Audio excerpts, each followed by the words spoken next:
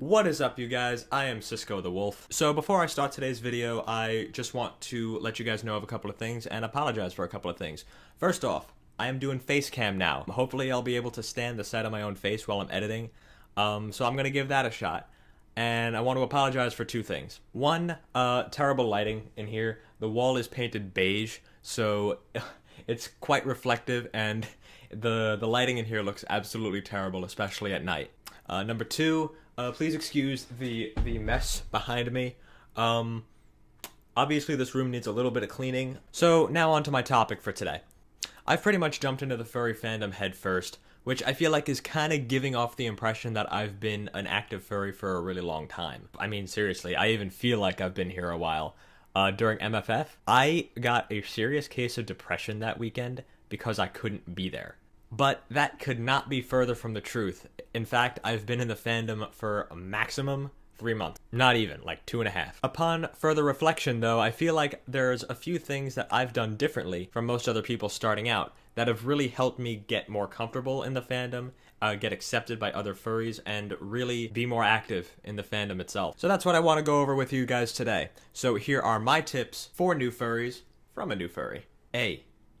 Do your homework. Understand every little corner of the fandom and get familiar with the different types of creators that we have. I am and always have been the kind of guy who likes to do a fuck ton of research on something before actually jumping into it. I always like to know the proper channels of going to do something before actually jumping in and getting it done. And we're a very art-driven kind of fandom, so inevitably, you're gonna want to get some kind of art of your own. Whether you want art of your fursona, you want to get some help designing your fursona, or you want to get a full-on fursuit, it always pays off to do your homework first and at least understand the general procedures to get each of them done. This is also going to make things so much easier for you in the long run. You're not going to end up missing a commission slot that you wanted because you were too busy trying to figure out how to get one. Not only that, but doing your research, doing your homework will also make communicating with an artist a lot easier because you'll have an idea of exactly what the artist needs from you.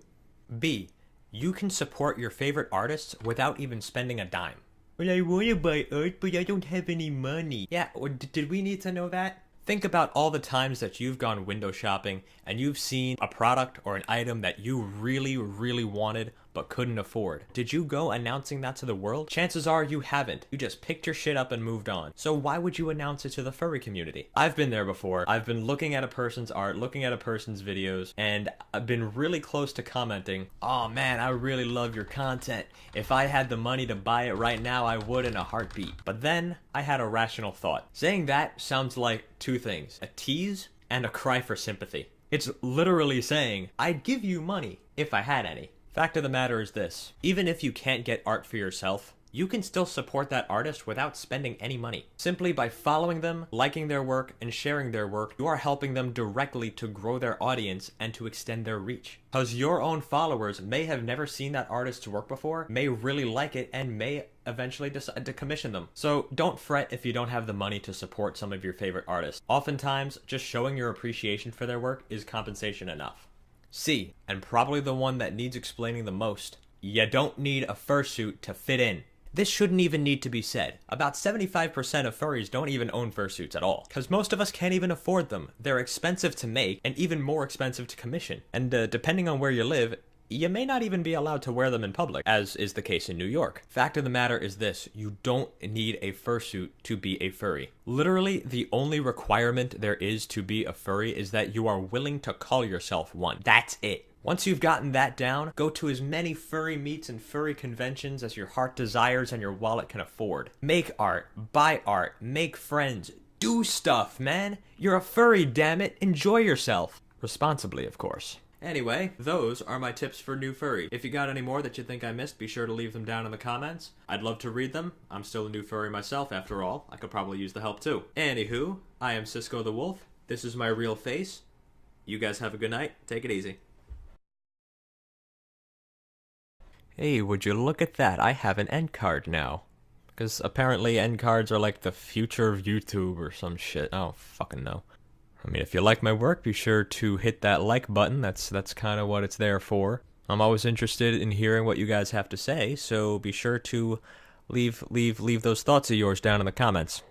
And if you want to see more, hit that subscribe button. It'll be on screen, like up here somewhere. I don't know how I'm gonna organize it yet. But if you're gonna subscribe, be sure to hit the bell to get notified every time I upload a video that's exactly the same as this one, but different.